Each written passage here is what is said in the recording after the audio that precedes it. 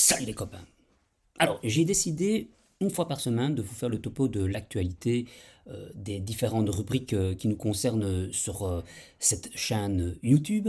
Ce sera de l'écologie, du désencombrement, de l'anti-gaspi et peut-être d'autres sujets car je compte me diversifier. Je vais vous faire le topo de ce que j'ai découvert cette semaine. Alors là, j'ai fait un gros condensé sur le changement climatique avec différents articles que j'ai trouvés. Vous allez voir que en fait, le changement climatique donne sujet à plein de choses auxquelles on ne s'attend pas forcément. Ces sujets, vous pourrez les retrouver en intégralité sur mon Patreon en libre service. J'y ai même joint, comme vous pouvez le voir, les sources sur lesquelles se sont basés les différents résumés que j'ai faits. Donc on va commencer par ce premier article sur le climat qui se demande quelle serait la meilleure solution, combinaison pour que l'on décarbone ou que nous ayons ce réchauffement climatique qui diminue. Et d'après cet article, la bonne combinaison, hormis le fait qu'on ne sait pas s'il faut juste taxer ou interdire ou subventionner, et bien une combinaison des trois font que cela fonctionne beaucoup mieux. Ils ont pu remarquer dans je pense que c'est dans 63 pays, chacun obtenant une moyenne de 19% de baisse des émissions. Alors 19%, ça n'a pas l'air énorme, mais l'air de rien, c'est pas mal, dans le sens où on voit que les feuilles de route dans ces 63 politiques fructueuses de réduction d'émissions de carbone, on arrive à par exemple 1,8 milliard de tonnes d'équivalent CO2. Et alors, ce que j'ai fait aussi, c'est une recherche de savoir ce que nous, en tant que citoyens, on pourrait mettre comme action individuellement pour faire baisser ce réchauffement climatique. Et donc, il propose ceci, de rénover nos habitats en profitant des subventions et des aides publiques pour faciliter l'efficacité énergétique, de consommer local, hein, et donc de privilégier les circuits courts.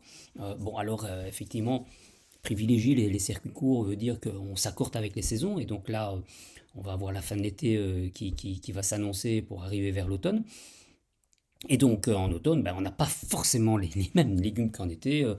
Fini les tomates, les aubergines, les courgettes et consorts, et on sera plutôt dans une période où ce sera les choux. Si on veut arriver à descendre cette hausse du climat, il va falloir quand même commencer à diversifier nos repas et à s'habituer à manger d'autres plats.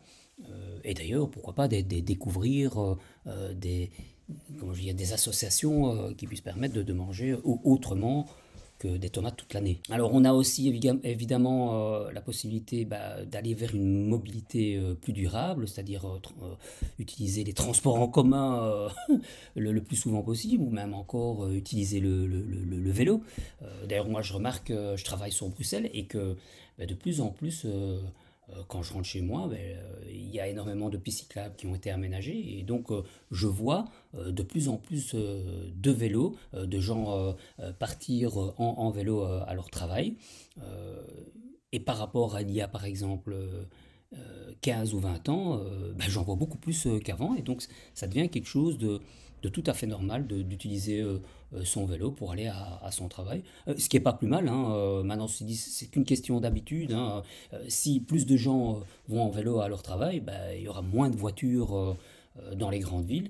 Et d'ailleurs, c'est ce qui, je pense, est la politique actuelle de Bruxelles, de privilégier de plus en plus des sites propres pour les cyclistes, afin de désengorger les grandes villes comme Bruxelles. C'est pas plus mal aussi. Et alors aussi, là c'est tout un chacun, c'est de s'engager dans des collectifs et de participer à des initiatives communautaires pour l'entraide et l'accès à des solutions éco-responsables adaptées à leur situation.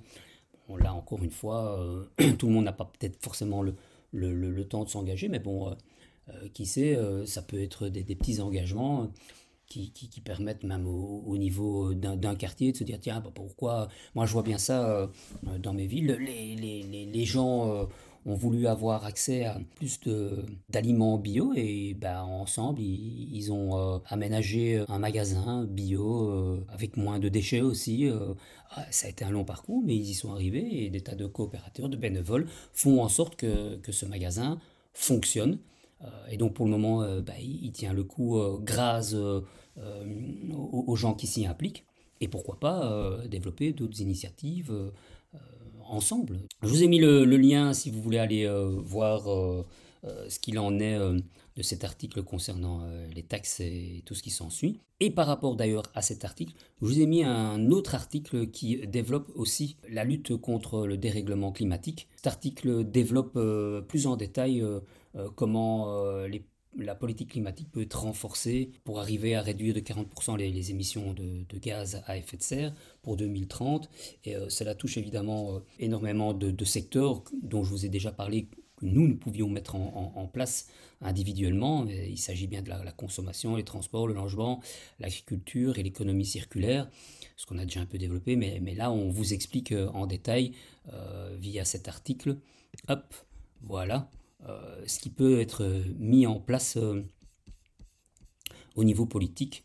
Vous voyez, avec les productions et le travail dans la loi climat, une loi en faveur de la mobilité durable, ce qu'on peut mettre en place, l'efficacité énergique des logements. Donc, allez voir en détail cet article, c'est assez intéressant et ça vous permettra de voir ce qui, malgré tout ce qu'on pense, commence à être mis en place au niveau politique. Bon, alors, ça va jamais assez vite, on a l'impression, mais bon, les politiques essayent quand même de faire en sorte que les choses avancent, même si ce n'est pas toujours à la vitesse à laquelle on voudrait, enfin, pour ceux que ça intéresse, bien entendu. Deuxième article que j'avais trouvé, dont le sujet est un tulipier du Japon en danger quand le changement climatique s'invite dans un conflit de voisinage.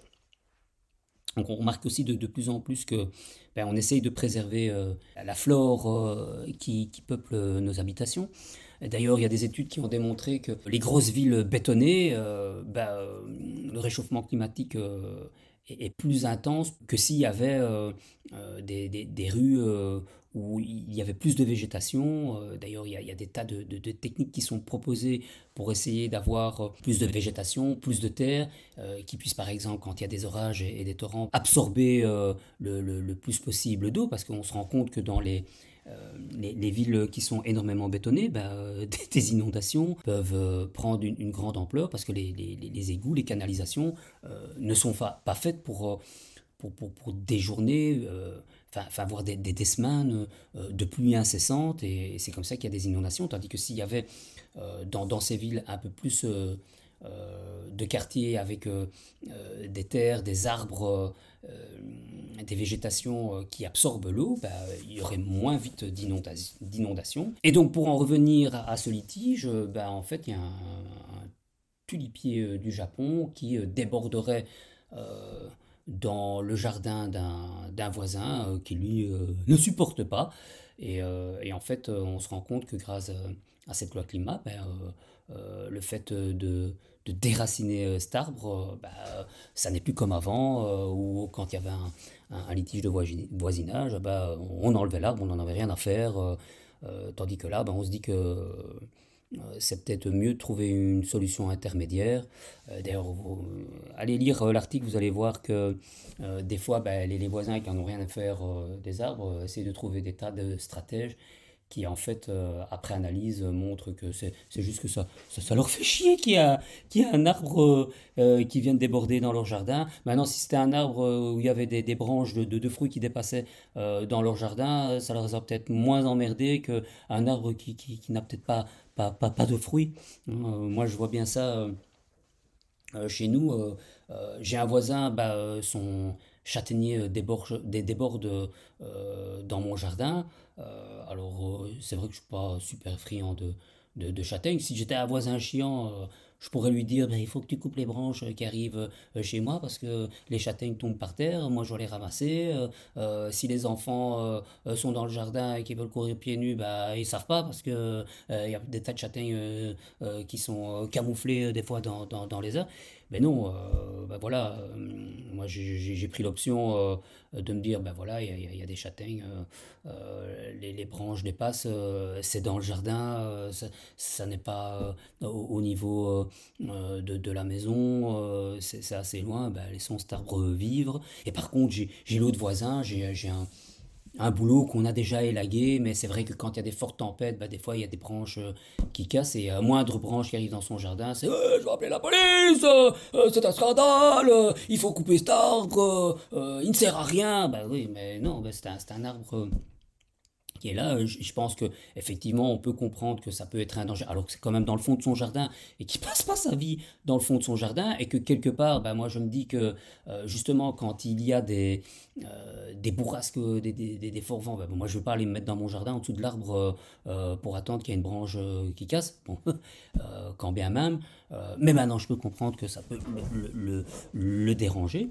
Donc bah, je pense que la bonne décision à prendre, bah, c'est de faire appel à un élagueur et de voir si effectivement l'arbre pose danger ou pas. Et en fonction, s'il pose pas danger, bah, on ne va pas déraciner cet arbre ou l'enlever. Parce que le voisin a une branche dans son jardin. Enfin, c'est mon avis maintenant. C'est pas l'avis de tout le monde. Hein. Donc voilà, ben, vous pourrez prendre connaissance de cet article. Et je pense que le fait de végétaliser de plus en plus les grandes villes, ben, ça permettra aussi de ne pas être sous des chaleurs intenses quand le climat en été est plus chaud, parce qu'on sait très bien que tout ce qui est la végétation ben, rafraîchit les températures au lieu d'être à même le béton, la pierre et tout ce qui s'ensuit. Et puis alors je vous ai mis, et ça j'ai trouvé super intéressant, un dernier article qui vous explique comment comprendre le réchauffement climatique avec des slides et c'est super intéressant. D'ailleurs, je vais vous montrer un peu à quoi ça ressemble. Vous pourrez voir ça sur le site du Monde. Et voilà, il vous explique. Attendez, hop, je mets ça ici. Poup, poup, poup, poup. Il vous explique voilà, comment est-ce que petit à petit, on a un peu bousillé notre environnement et comment ce réchauffement climatique qui, pour les climato-sceptiques, verront qu'on est en partie vachement responsable de ce réchauffement climatique que nous avons actuellement. Et donc, vous voyez, hein, au XVIIIe siècle, la révolution industrielle s'amorce en Angleterre, l'invasion de la machine à vapeur nécessite une source d'énergie abondante, le charbon. Alors qu'on sait qu'actuellement on essaie de fermer les mines de charbon. Hein, ouais. Au 19e siècle, l'industrie se développe partout en Europe et mobilise un peu plus le charbon, d'autres sources d'énergie comme le pétrole, le gaz. Hein, et vous voyez ici en dessous la concentration de CO2 hein, qui au fur et à mesure monte avec le charbon et le pétrole. En 1896, le scientifique suédois Sven August Arrhenius s'intéresse au cycle du carbone et évoque la première idée d'un effet de serre, vous voyez déjà en 1896. Hein, on va pas vraiment écouter, on se disait qu'il se fout. Hein, mais en attendant, regardez, ça a continué à monter. Au XXe siècle, la consommation d'énergie fossile explose. Là aussi, ça explose.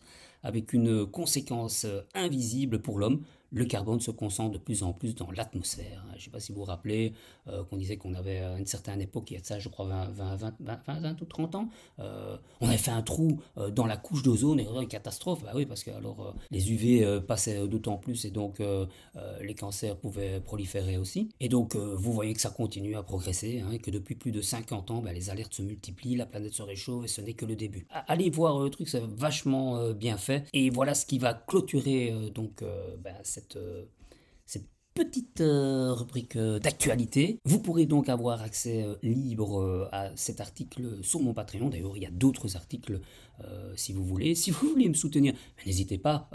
Vous aurez droit à des coachings sur le désencombrement où on désencombre plusieurs pièces différentes, des fois difficiles comme le garage ou les greniers. Vous avez aussi les salles de jeu ou si vous voulez aménager une nouvelle pièce. Vous avez d'autres rubriques, mais je vous invite à découvrir tout ça sur le Patreon. Je vous dis à très bientôt pour de nouvelles aventures. D'ici là, portez-vous bien et moi, je vous attends de l'autre côté sur Patreon et je vous dis salut les copains.